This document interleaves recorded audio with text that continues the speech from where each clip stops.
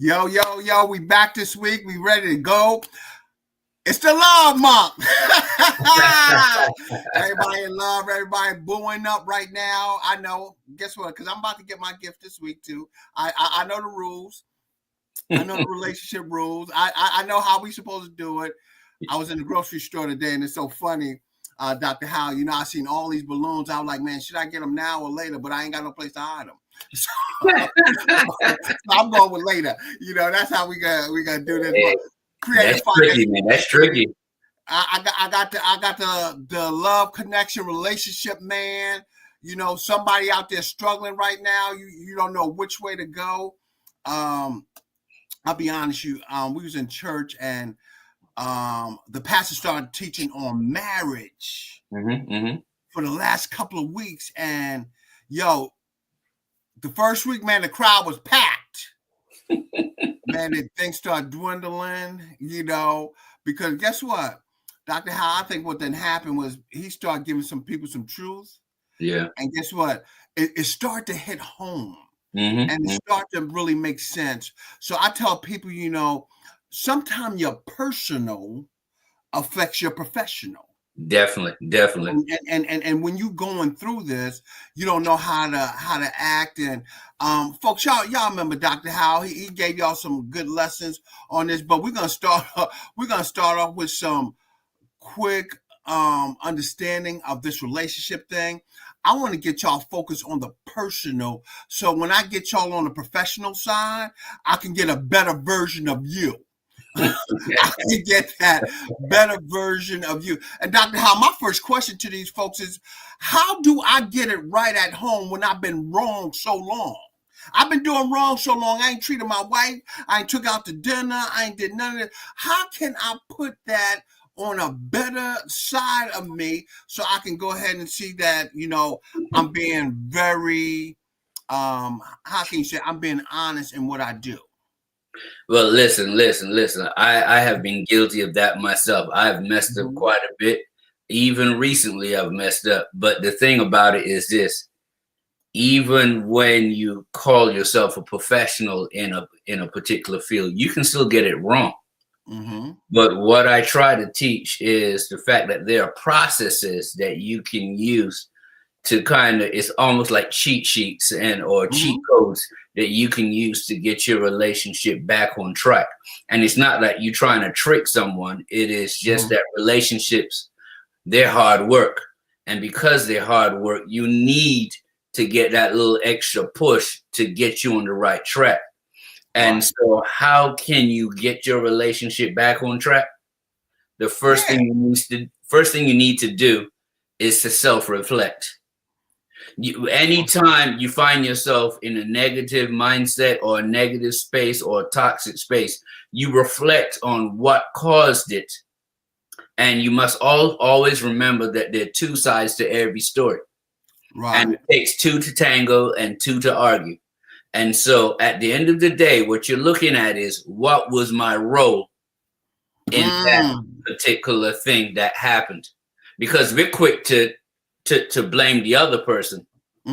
You are either actively or passively involved in that particular thing.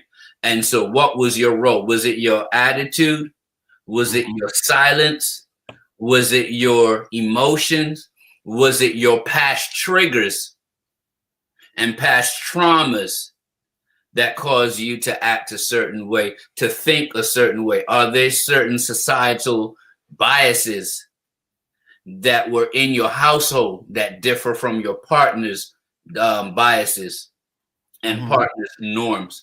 And so we have to navigate all those things. So you have to reflect on the causes, and then you have to be honest and transparent and let your partner know what it is that might be causing those things in you, so that they can be cognizant, so that they can maneuver through that relationship mind, because you have a field of minds that everybody has to maneuver through. And if you don't give your partner the cheat sheets or the codes, they're going to constantly blow up and injure themselves as they go through this relationship.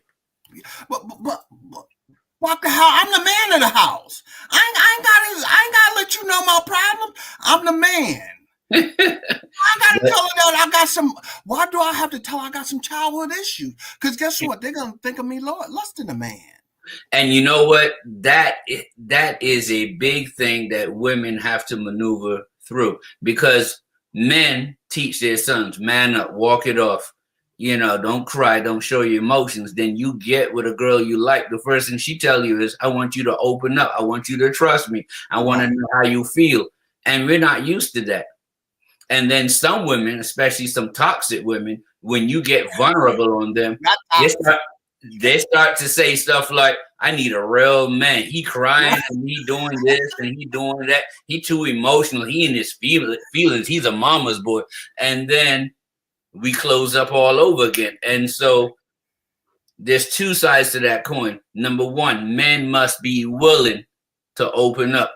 But number two, women must create a safe space for men to open up and be vulnerable. If you're going to use it against me, that's the last time you're going to see and hear that side of me. You understand? And so women, you have a part to play. Men, we have a part to play. But even if you're going to go biblical, the Bible says, women, respect your husbands. Right. Husbands, love your wife. Not respect them, love them as Christ loved the church. Now, what did God do for the church? He died for the church. So every day we must be willing to die for that relationship. Right. And we feel we vulnerable. Like they just put across the screen. I'm vulnerable. I done gave her this. Now if I forget that garbage or if I forget that stuff she told me to get from the store, she gonna say, oh, this is why you got the issue, because this what happened in the past and you bring this stuff for. I honestly forgot. Now I'm so vulnerable. How do I take myself out of that and not feeling, yo, she's singling me out? Because I'll let you know I had a bad childhood. I done grew up with no daddy around, and now I'm opening up to this woman, and now she making a mockery of me because I made one mistake. And in my first book, the book right up there, I talk about the CCIS, and that's an acronym for, you got to look at the chemistry between you and your partner. And a lot of times that's all we do. Oh yeah, we got good chemistry, so we gonna go ahead and tie the knot. But chemistry is not just physical, it's emotional, it's financial, spiritual. It is a whole gamut of things that make up that chemistry. But we automatically go straight to the sexual and physical chemistry and we think that's it.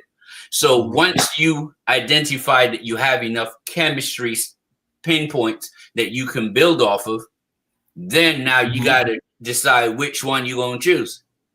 Because you're going to have a lot of chemistry with a lot of people.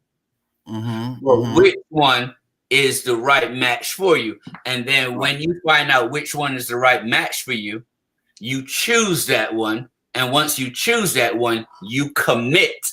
That's the C. 3 C's. Chemistry, choose, commit.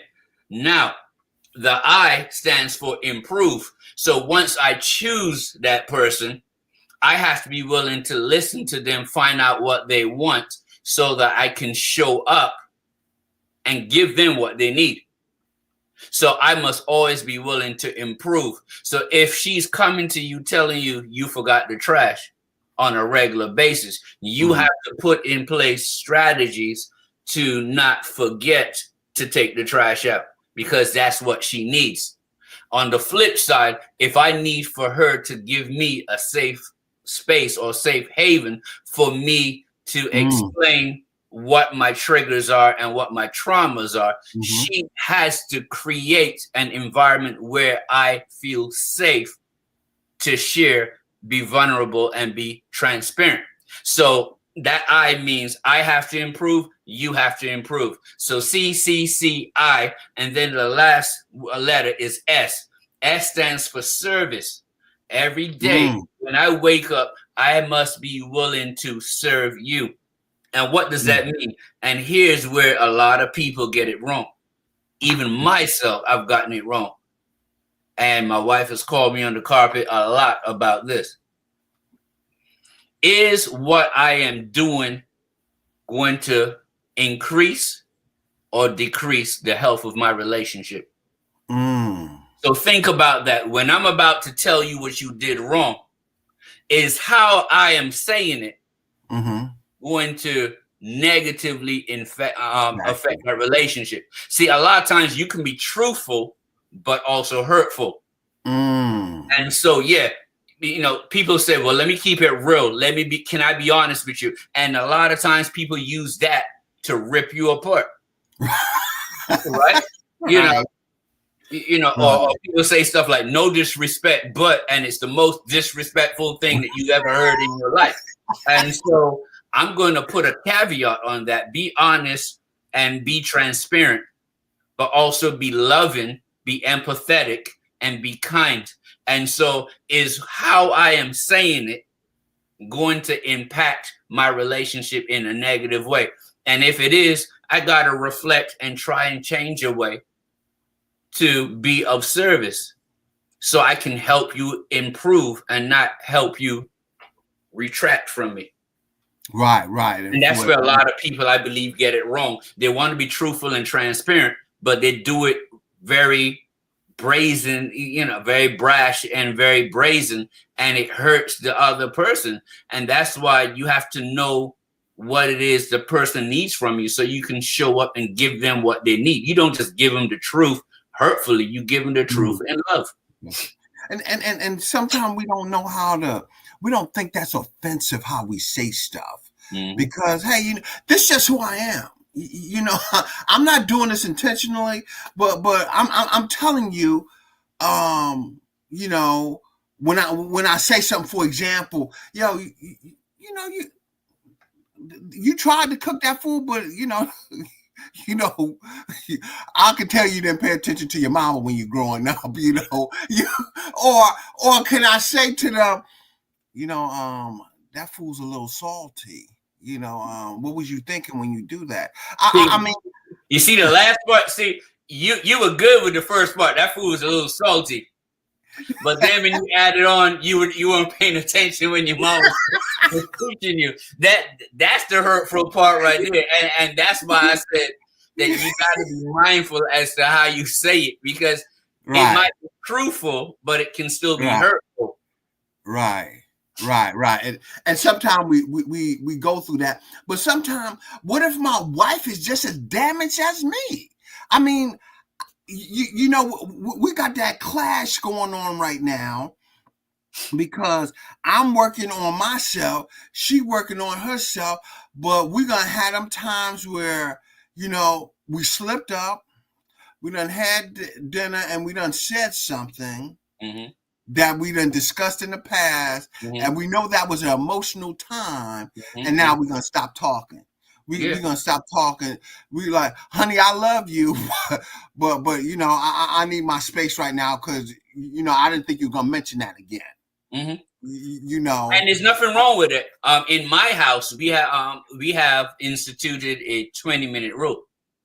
So, if my wife says something that gets me upset, I got 20 minutes to be in my bag. And then after that, I need to come out of it. You know what I'm saying? I don't believe in that overnight stuff. I don't believe in all day and 2 weeks and 3 weeks and stuff, because now you are creating a vacuum within your relationship for someone or something to fill that spot.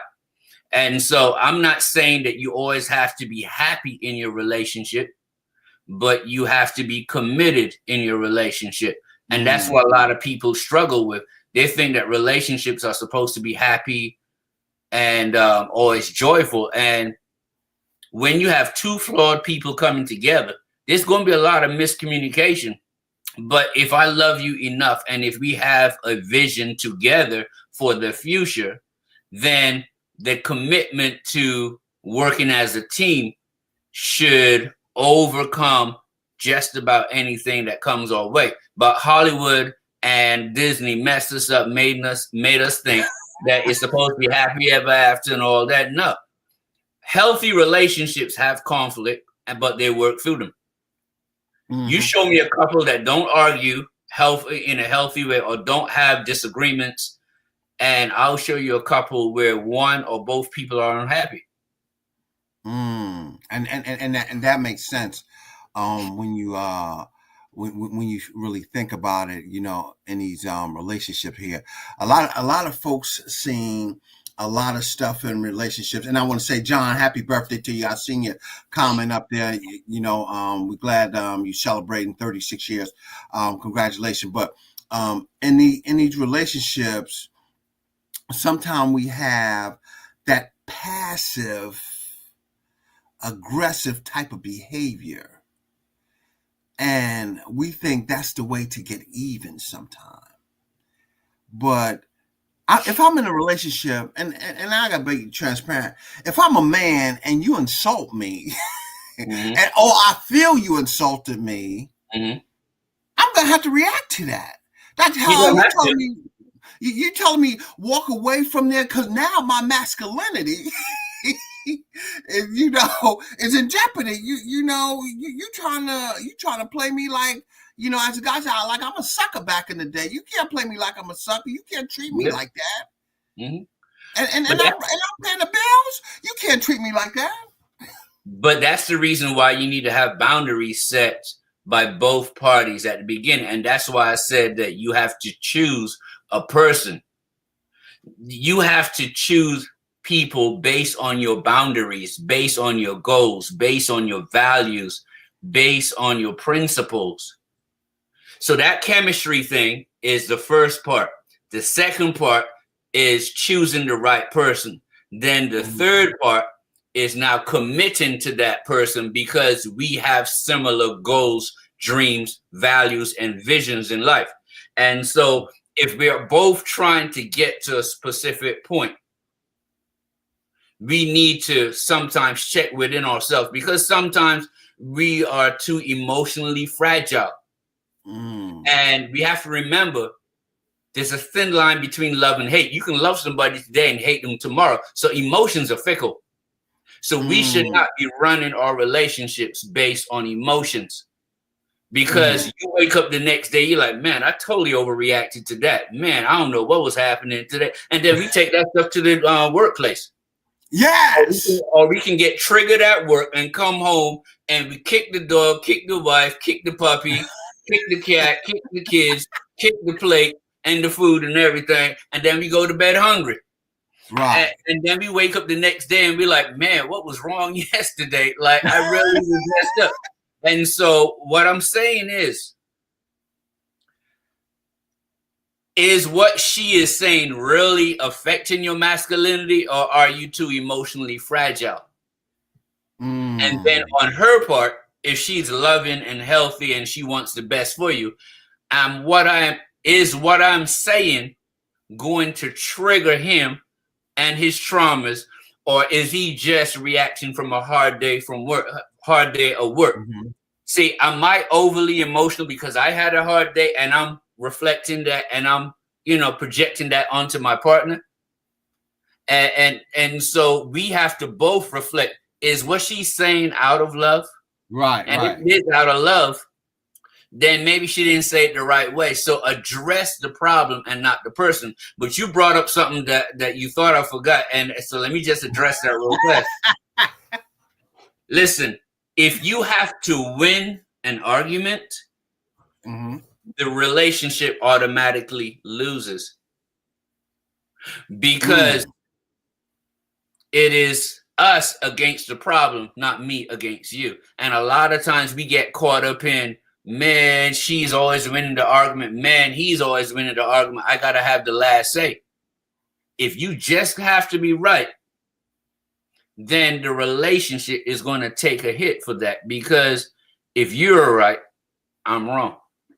And if you're constantly right and I'm constantly wrong, it starts to teeter into a toxic type relationship. And so we need to address the problem and not the person. So we can attack the problem, the issue, but not the character of the person that we love and that Right. we care about. And so that's why I said I got to address that real fast. Yeah. So you said something important too, and we leave the house. We had a bad scenario at home. You know, Mm-hmm. me and the wife, we disagreeing on the cat want to pee outside or pee in the kiddie box or whatever it might be. Mm-hmm. Then I go to work and I see somebody like Dr. Howell, man. They like, man, how you doing today? You're like, oh man, you all right? Nah, man, we got, I don't know what's the matter going on at the house. This what happened, blah, blah. And we start talking to somebody, Mm-hmm. but that person we talking to can't provide us good advice. And we take that and we feel that it substantiates what I said. Mm-hmm. And then you come back home and say, yo, I was talking to such and so, and they agree with me. That continues that argument to where you got to say, hey, why'd you even tell them? Why they in our business? Now, guess what? You see this person out in the street and they see y'all together. Now they start looking at them like, man, they're that crazy dude she was telling me about. Mm-hmm. And guess what? It changes the relationship. It's still more problems. Mm-hmm. Now let me address that real fast. Even when even let's say you're male or female and you tell your family members that your partner did you wrong, you might forgive your partner, but your family members and friends don't forgive them. And so now you always have an elephant in the room. They're always looking at you funny. They're always telling you something against your partner because they already know what's going on and they think they have your best interest at heart. And they do, but it's not fair because if you're telling single people about married people stuff, single people don't necessarily know how to maneuver through married people stuff. So they will say stuff like, why you deal with that? Why you do that? And you listen to them and they're all single. So you have to be very careful. And so what I tell people is have an older couple or a couple that's been in the struggle longer than you who look like they have ways of dealing with stuff. And you both agree that it's okay to talk to them about it because those people are non-biased. They can listen to the information and come up with something that will help you out versus getting a cheerleader to cheer you on based on what you want them to agree with you about. And a lot of times we know who to go to make ourselves feel better. And that brings me back to my last point. It is us against the problem, not me against you. So if you're going to find people to validate how you're feeling, that is a slippery slope for a toxic relationship, especially if the people that you're confiding in aren't strong in relationships or they're straight up single, or if they have toxic relationships. They're not in a position to give you good information. Right. And we had a good comment on there from Rochelle about that's my sister, by the way.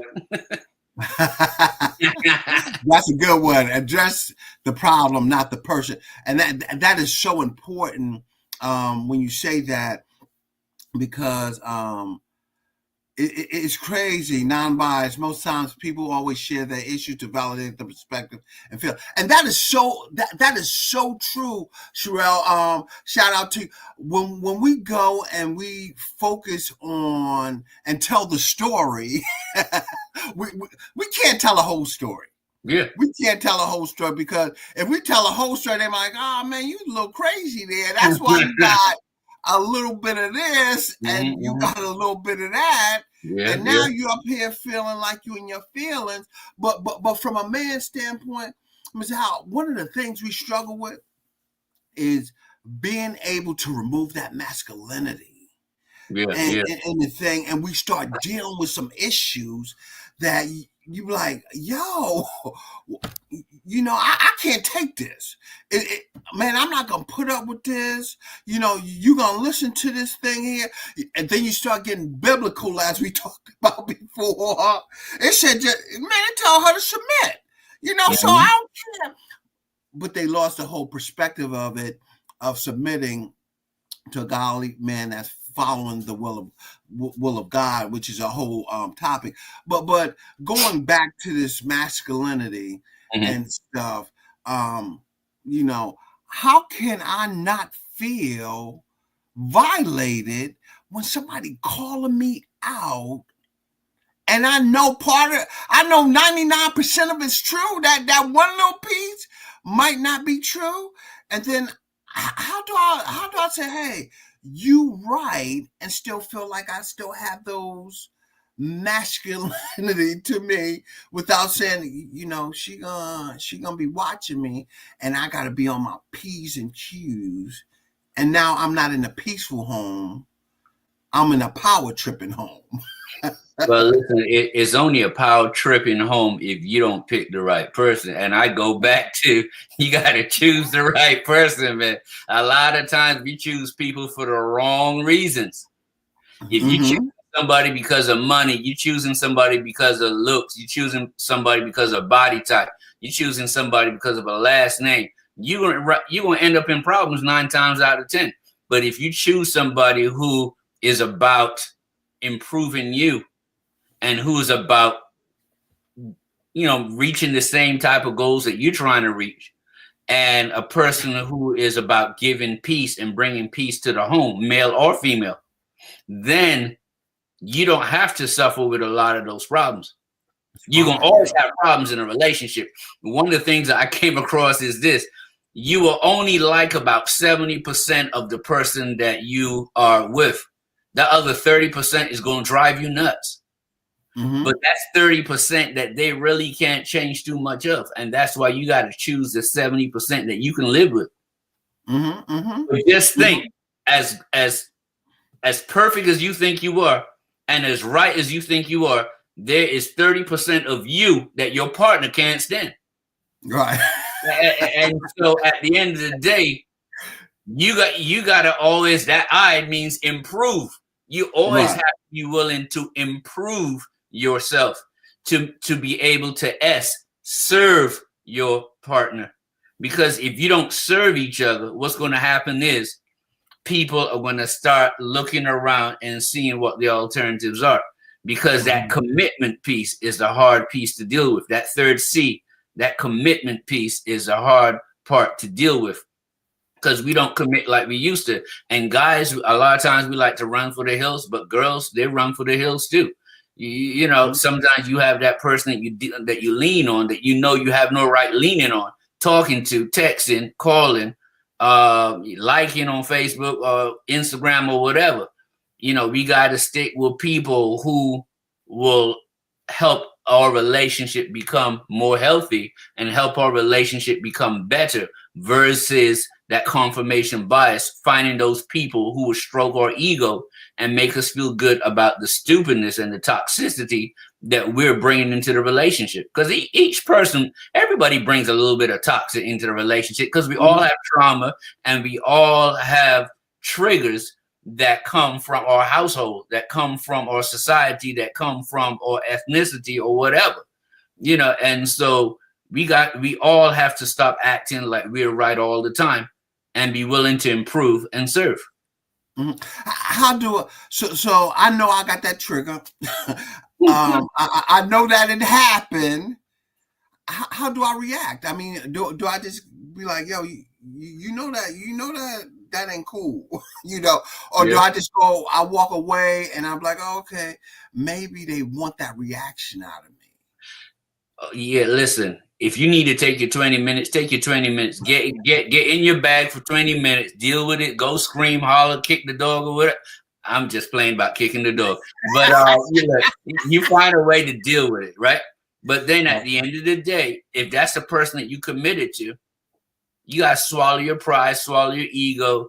I'm not saying get rid of your masculinity, but hide your masculinity in the fact that that person just wants you to be the best version of yourself, and stop using that masculinity as a badge of honor to be abusive and to be toxic. And the other partner, if it happens to be the female, you got to stop using honesty as a way to be rude and to be non-empathetic towards your partner, because when you're crying and when you're down and out, you want somebody to come and give you solace also. So males and females, we both have roles to play, and we both have things to do. And as long as we remember that we have to improve and we have to serve, and then we ask those questions, is what I'm saying going to hurt the other person and hurt my relationship in the long run? Because my grandparents and my father always used to say, don't make long-term decisions over short-term emotions. A lot of times we over-explode and we overreact to things that aren't that deep. And then we can't pedal backwards because we done said things that hurt that person so deep that we can't come back from, or we did things that that person can't come back from, or we can't come back from. And I'm preaching to myself too, because I have a lot of things that I need to work on, you know, and I have all the bag of tricks, but sometimes, man, sometimes you mess up because you're human. You just mess up because you have stuff that you're dealing with just like everybody else. And so if you want your partner to be empathetic with you, you have to be empathetic with them. And this is another issue in the relationship too, Dr. Howe. The woman's the breadwinner. You know, she bring home the bacon, the eggs, the bags, the sweets.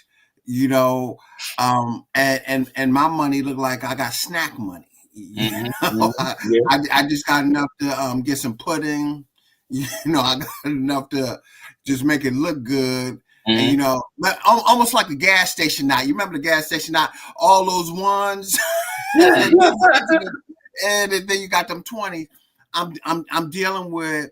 I have a woman that has a strong career. You know, 6 figures or better, and I'm still at that 5 number, just crossing that $50,000-$60,000 mark. You know, how does that really affect me as a man, seeing that, you know, she really have more authority based on the financial aspect of it? All right, so check this out. I was listening to Sean Hannity, and since you, was it Sean Hannity? No, not the Fox guy. The Fox guy is Sean Hannity, right? Okay, yeah, it wasn't him. I was listening to the financial guy. The guy with the anyway. So I was listening to this guy, and he was saying that he has made all of the money in his relationship for the last 30 plus years. And he said it's not my money versus her money, it's our money. See, when you have a common goal, common vision, and you have someone who trusts you, and both you're about your business, it's not her money and your money, it's our money. And so at the end of the day, you're looking at the fact that as a man of the house, we make logical decisions most of the time. Now, we're wrong sometimes also, but women tend to make decisions that are more emotionally inclined than men do. Now, there's some women that are way better than men at, you know, with money. And so if you know that your wife is better with money than you, let her run the money. You know, because a lot of times we get caught up in, I'm the man and I got to make this. Yeah, make the decisions. You know, make the decisions, but just know that, okay, she's better money, let her deal with the money. You know, but a lot of women, especially in the African American community, they have been taught to hoard their money and let the men cover everything, and I gotta hoard my money just in case he messes up. I still got my money. But what I'm saying is, if you choose the right person and you have the same vision, goals, and plans for the future, if you choose the right person, y'all can combine and make decisions together. And it's not a masculine versus a feminine type of situation. It is us against the world type of situation. But when we get caught up in male versus female, then it becomes a self-centered, selfish type of way of doing things. You hear a lot of men talking about my money is our money and her money is her money. And that happens a lot. And I see it a lot. But if we can just get to the point where we help each other out, I think life becomes a lot better, and nobody's masculinity or femininity is on the line. So she should be willing to share. You should be willing to share. No, if in that case, she has to share the money, but you have to share the responsibilities. And also, you might be, if she works harder than you, you might need to do some cooking and some housework and stuff like that. Don't expect her to come home and do all the work, and she's working more hours than you. You got to pick up some slack too. I don't care how much masculine or feminine is involved. Right. Fair is fair. Reciprocity is reciprocity. It's a give and take, and it's a business. A relationship is a business, and we're trying to get to an end point and an end goal. So how can I help you? And how can you help me? And we working together to get our end goal realized and finalized. Yeah. And Isabel says something real, it don't matter who makes the most money as long as we have a solid foundation. There you go. And Chuck also, it shouldn't matter either way if you have a solid foundation. That's so right. If you all grounded, and it's an issue of, money, and Chuck also has some good information on that as well. But we know a lot of reason for people feeling like they're losing control is who is the real money maker, instead of just combining and said, this is our money, what we trying to do, what we trying to buy, how we trying to go there. I tell brothers, I'm like, man, go get a second job. You go catch up, But as the pastor said to us last week, he said, sometimes you sacrifice things that aren't important to the relationship. Like you working 2 jobs instead of spending the time with your significant other when it comes to those times. Or kids, because a lot of times we doubling up jobs, and then the teachers have to deal with the foolishness that the kids come to school with. Lack of sleep, lack of homework, lack of lunch, lack of this, lack of that. How many times have kids had to come to school and they had to pack their own lunch, and they're in the elementary school, and so they're packing all snacks, and they're packing junk, and they expect to learn without any good fuel, nutrients, vitamins, and stuff inside their system. So we have kids raising themselves because we're all worried about money, we're all worried about power. And so if you just learn to combine your money and do what you need to do to push forward, you don't have to worry about who's making the most money, but you got to choose the right person. You can't be choosing someone who's about themselves. You can't be choosing someone who is all about buying, whether it's food, whether it's clothes, whether it's cars, whether it's gambling, whatever. Eating out, regardless of what it is, you need 2 people coming together, because 2 is always better than 1 in making good decisions. And I found that out the hard way recently too, because me, I did some stuff recently that kind of got me hemmed up, and my wife is like, hey, if you just asked me about it, then maybe maybe we could have had a better outcome, and so even people that have all the tricks make mistakes, and we have to learn from them and move forward. The key is not making the same mistakes over and over. That's why the I says improve.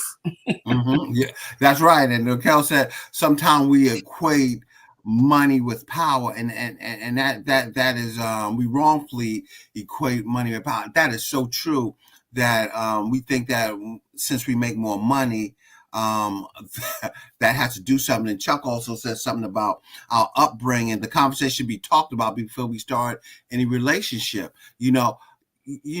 Talk about those financial, talk about your expectations in there, because if we don't do that, sometime that causes a big problem here, to where we feel like we have more control. Mhm. We feel like we can say whatever we want in a relationship, or do whatever we want, when it should be equalized. And then and that money issue is a hard issue sometime in the relationship. It may be a hard issue, but you see, in the African American community, we equate money with the end game. Hmm. Money is just a resource. That's it. If you look at money as the end game, then you're gonna make decisions out of power. But if you look at the goals and the visions and the dreams as your end game, then money is no longer An issue.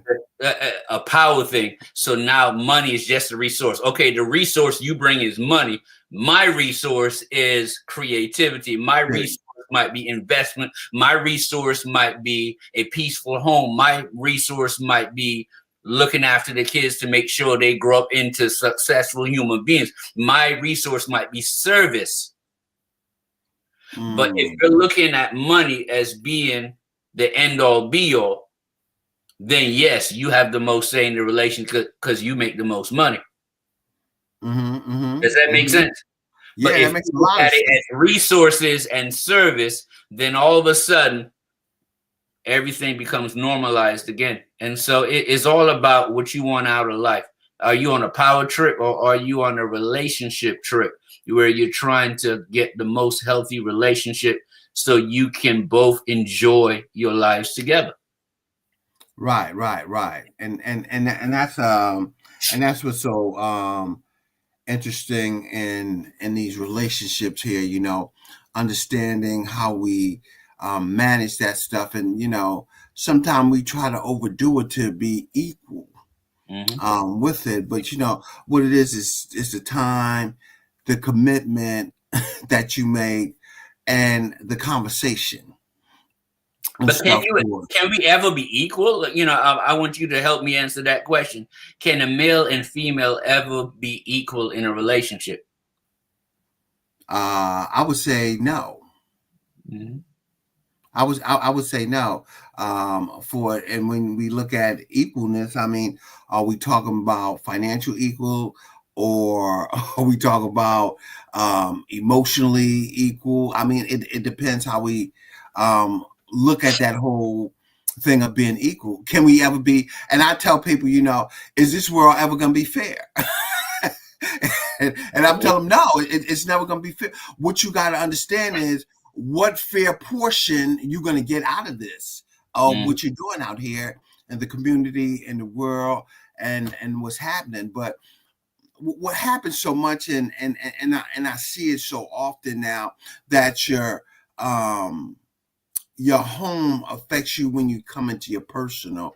I had something funny that just happened with one of the deals that I was working, and we going to the table, and I asked the brother, I said, you gonna put your wife on you gonna put your wife on the application? He's like, nah, she gotta go sit down, and she wait out, maybe down the road I'll put on a deed. I'm like, this should be a good experience for both of y'all. Nah, man, you don't understand what I went through, and stuff like that. And I'm like, okay, but today's a new day, you don't. And he's like, bro, he said, listen, couple years, if this thing is still good, I'm gonna add her to the deed. But for right now, let's leave it like this. She gonna have a nice house. That's what she gonna have, a nice house. It's not we gonna have a nice house. And I told him, I said, man, I get you, but I want you to consider something and stuff. And in that consideration, we had a long conversation about all the all the troubles they done went through, and what he believed he did to get where he's at, and she's not there yet, and all that. I like, you know what? I said, your personal gonna affect your professional.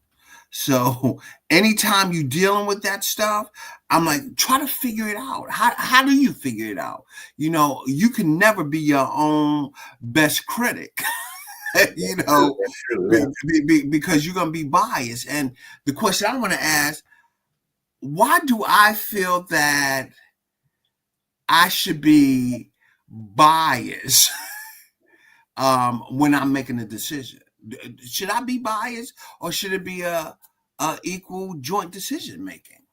I remember that question. Let me go back and touch this thing first. The question I asked you, equal, and you said no. And I said, you're right, because as long as we're bringing different things to the table, you'll never be equal, but we can have equity.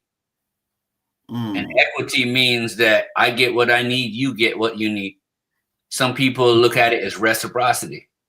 You know, I bring something, you bring something. Regardless of what you want to call it, we should all get what we need. Now, addressing his problem, if you start the relationship with those biases, you didn't choose the right person. You chose that person for the wrong reasons. Because if you don't trust them and you go into the relationship not trusting them, you're going to have nothing but problem after problem after problem because you chose the wrong person. You have the chemistry, but you're choosing the wrong person for the wrong chemistry reasons. And that's always going to be a red flag. And that's always going to be something, because she's going to have resentment for not.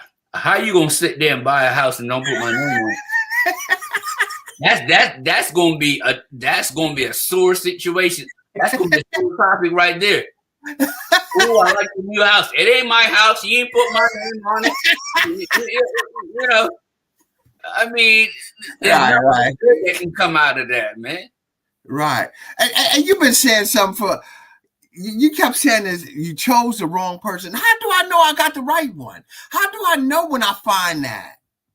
You know, people said, man, I think this is the one. You know, how do I know?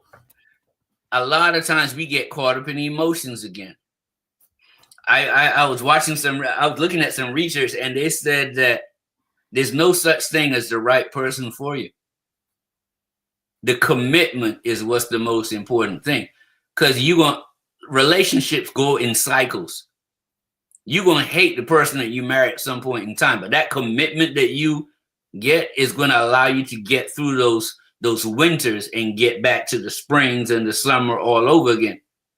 But if we use our emotion as a gauge as to whether or not we should stay in or get out of a relationship, we're gonna be out of relationship more than in, because I may not like you today, but I'm gonna miss the heck out of you tomorrow because you gone. But we making long-term decisions over short-term emotions, and so you got to choose the right person, and you choose the right person based on values. That's the first thing. Wow. My values and your values, do they align? Are we going in the same direction in life? Do we have the same vision? Do we have similar beliefs? And if all of those things align, then that is someone that you can commit to. But if we go straight from chemistry to commitment, and we didn't check to see if we're choosing the right person, that's where a lot of us mess up, because we go from emotion to emotion. That commitment is part of an emotion. It starts as an emotion. Oh, I love her. She's pretty. You know, I want to commit. I want to bag her before somebody else get her. That's emotional. I got to get him. He got a nice job. He got good money. He got a house, got a good car, blah, blah, blah. All that's emotional. So we got to go from the emotional part to the hard work part. And how do you get to the hard work part? By choosing that right person, choosing someone who aligns with us as much as possible. Back in medieval times, they used to kill people by tying one half of the body to a horse and then tying the other half of the body to another horse. And then two people would smack the butt of that horse, and the horse would take off running in different directions and rip the person in half. That's what we do in a lot of our relationships.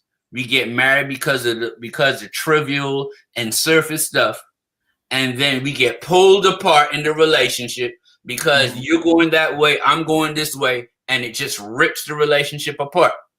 What we need is back in the old westerns when you had like those 6 horses pulling that wagon. That's Mm-hmm. what we need. We need the horses going in the same direction, and we can get to our end point. But if I'm going left, you going right, we'll never get to where we want to go. Mm-hmm. So And that that's how makes you sense. know you have the right person. A person who is willing to improve, a person who's willing to compromise, a person who's willing to be led, a person who is willing to to serve the relationship and serve each other. Mm-hmm. Mm-hmm. And Willingness. yeah, we just had something about Miss McNeil said. So I didn't add hubby to the deed because when I inquired, the courthouse informed me that it would cost $700. He told me to forget about it. There's a different circumstances at time, and that is different circumstances at time, based on that, Miss McNeil, and we understand that. But we want equal. And correct me if I'm wrong, Dr. Howe. We want equal involvement in making that decision. Yes. For it. Otherwise, you're gonna have resentment, and even a lot of relationships we have blended families, mm-hmm. and a lot of times the husband gets the hard end of the stick because the husband can't discipline the kids, the husband can't say nothing to the kids, and then God forbid, we get a divorce. You cut the husband off or the ex-husband off from the kids, and he done put in 3, 4, 5, sometimes 10 years with them kids, and now you just rip him off, separate him from the kids, and now he has all that trauma right there. And I mean, it's a lot of times it's a bad deal. So you got to choose people who you can see yourself with in the long run, because male and female can get hurt in the long run. Females get hurt in one way or many ways, and men can get hurt in many other ways also, and so that, you got to choose for the right reasons, just because it's hurtful on both sides. Yeah. And folks, man, I know Dr. Howell got to get off in a minute. He got another thing, but I'm going to put his email across there, drsiegfriedhowell@gmail.com. I mean, hit him up with the questions, conversations, the books, all that stuff, so we can get this thing together. We are in this to pass on these resources, to give you the opportunity to figure out, how can I be that best person I can be for my spouse, for my employer, for the public, so I won't go out here and start feeling weird. I won't look weird when we going on. And Dr. Howe, before you go, can you give some last minute comments for us before we let you roll here? Yes. Well, I started with CCCIS, and so even if you're dealing with the business part of it, look at it from that last part, the IS. In your jobs, improve. Always be willing to improve, so that you can give the best service possible. Because if you want to keep your job, it's about improving in service. If you want to show up every day, you got to improve and you got to give service. So a lot of times emotionally, again, you may not feel like being at that job, but you're getting paid to do something. So be emotionally invested. Do what you need to do. I cannot stand going to those fast food restaurants and they look at you and look away and they don't say, hi, how you doing? Can I help you? They just, everybody, I got 5 people looking at me and then looking away. I'm like, what the world? You ain't want my money? Like, what's going on? I don't understand these businesses anymore, man. And so be willing to be of service, whether it's in your relationship or whether it's in your professional life. That's all. That's my last thing. Yeah, thank you, Dr. Howell. We're gonna still be going here, as Miss McNeil just said that she didn't add them. It was some beginning issues at the front, and that's understandable. So Miss McNeil, things happen like that in the relationship. Things start to go, and we get into that.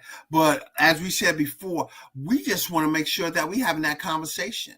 We talking about it. As Dr. House said, you don't want that man to resent or feel like, hey, he didn't have no buy-in to this. when it was happening here. Folks, I want to thank y'all so much for it. I know Dr. Howell got to run, but I want to thank y'all. But y'all got some information here that's going to pass along to y'all, that's going to make your relationship stronger. It's going to make it better. You use it, control it, and guess what? Be the best person you can be. For it. We will see you next week. Thank you. This Creative Financing with JB. Man, show the love. Valentine's coming out. Don't just buy them cheap flowers. Go down, go out there and make a vested interest in what you get your significant other. Do something that is not normal when you find those presents so they can know you put some thought into it. Y'all have a great week, and we'll see you next week. Thanks.